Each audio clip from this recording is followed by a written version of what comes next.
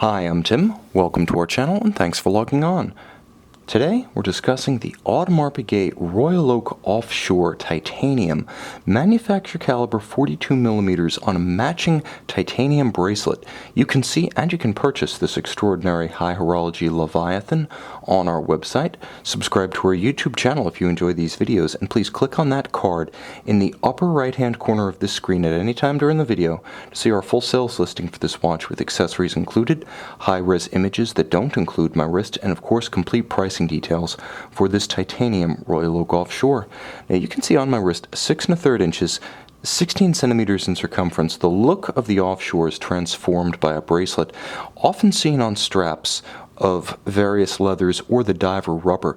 The bracelet provides a more direct link to the Gerald Genta original Royal Oak of 1972, unifying Emmanuel Geit's 1993 masterpiece, the Offshore, with its own inspiration and, again, its oldest ancestor. The two of them combined, bracelet and watch, create a unified whole that, while oversized and imposing, does not lack for grace and actually gives you more fine finish, in as much as the amount of effort lavished on this bracelet is equal to the case and the bezel itself. Now you can see the watch is the traditional 42mm Royal Oak Offshore, and from lug to lug, the watch is large, 54mm from extremity to extremity, measured at the edges of the case. If you were to actually measure the outermost rigid points, these plots that join the bracelet to the lug, then you get a very substantial 57.5mm measurement across the wrist, and you're looking at the minimum span of the watch here. I have it compressed as much as possible. You see it does fit my wrist, although I believe that below 15 centimeters in circumference, you may want to put this one on the more flexible rubber diver strap and just put the bracelet away for safekeeping.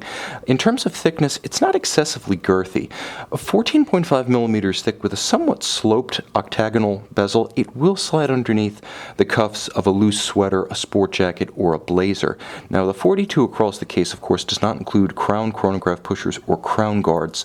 But despite the size of this watch and the presence of a bracelet, the fact that it's manufactured from lightweight titanium means that it wears quite delightfully light and wieldy on the wrist. It's an easy watch to wear. It will never become uncomfortable by virtue of its size and physical dimensions, and that's important for many folks. There are those who don't like watches that are excessively light, but then there are also those who don't like watches that are excessively weighty, causing fatigue and sore spots. There's no such with this timepiece.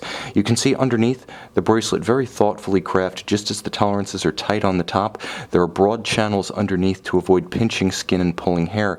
The taper, as with a standard Royal Oak, is so artfully rendered by Audemars Piguet's artisans that you can see the taper, but it's very difficult to feel any actual step down between the links themselves. Beautifully satin finished on the top. You can see there's a gorgeous hairline polished bevel along the flank of each individual link that matches the beautiful tapered bevel across the lug hood of the timepiece itself. And it's held together by a stainless steel double deployant clasp for extra strength, reinforcing the swing arms with a steel alloy. You can see the watch also features a clamshell closure that's remarkably low in profile once it's closed and very secure. The timepiece itself gives you everything you expect from both a Royal Oak and a Royal Oak Offshore: integration of case, lugs, and bracelet, and the beauty of a stepped case that visibly expresses its different components. You'll note the bracelet retained by screws at the lugs rather than spindly and, frankly, somewhat inadequate spring bars. On a large, aggressive sports timepiece, screws represent how it should be done, and Audemars Piguet does not disappoint. Again, the elements of the case are expressed to the maximum. You can see the case back gasket, the case flank in satin finish, the bezel gasket broadly expressed, and then the bezel itself, beautifully rounded and polished on its flanks, satin finished on its top. You can see that this bezel is exceptionally fresh, as all of the screws retain their slight inset or countersink, slightly recessed below the plane of the bezel itself.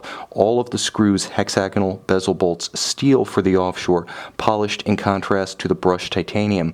There's a beautiful tachymetric scale rayhaut that slopes down from the bezel to visually unify the bezel and the dial base. The dial base being extraordinary extraordinary with a combination of grayscales, shocks of red, and a few flourishes of white metal. You can see all of the Arabic numerals featuring the rare black variant of Superluminova. Applied by hand, the numerals themselves are in white gold, as are the hands at center. Each sub-register with a beautiful polished chapter ring about it. Shocks of red representing the sub-register hands as well as chronograph seconds. And you'll note that the Mega Tapisserie hobnail cut of the dial is finished with a beautiful gloss lacquer, and there is an applied white gold AP logo just beneath the minutes hand. And there is a date with internal Cyclops eye magnifier just below. Likewise, easy to read. It's a striking combination of grayscales with just enough color to set off that spectrum beneath.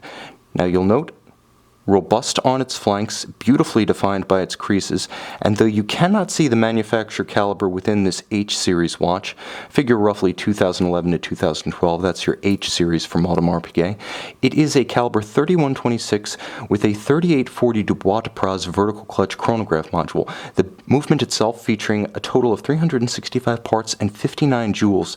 Immensely complex, it gives you a superior 55-hour power reserve compared to the industry standard of 38 to 42. It does feature hacking seconds when you pull the crown, stop the balance, synchronize to a reference time.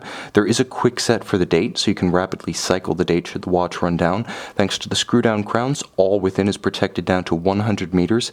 So it is a true sports watch in every sense, and featuring a bracelet rather than a leather strap, you have no fear of what may happen if you simply jump into the water with this one prior to swapping out. That's the advantage of a bracelet. Moreover, the movement, automatic winding and bidirectional, gives you none of the sense of rattle or rotor wobble on the wrist that you get with a unidirectional winder. It beats at 21,600 vibrations per hour. The base movement is all Audemars Piguet manufacture and features reinforcements in the form of a dual-anchored balance bridge on both sides of the balance wheel and a free-sprung index, the two features combined endowing the watch with exceptional shock and vibration resistance, such that those insults cannot easily alter the timing of the timepiece. Handsome and beautifully finished, the ultimate sign of integrity is the way this movement is finished both on the back and top sides of the base plate. You may never see it, but your watchmaker will be impressed, and that is the ultimate indication of integrity in luxury watchmaking. Beauty that you can't see, though you know it's there. Functionally, however, you get to enjoy the riches. You can see, you can purchase, and you can enjoy this Audemars Piguet Royal Oak Offshore full titanium, full bracelet on our website.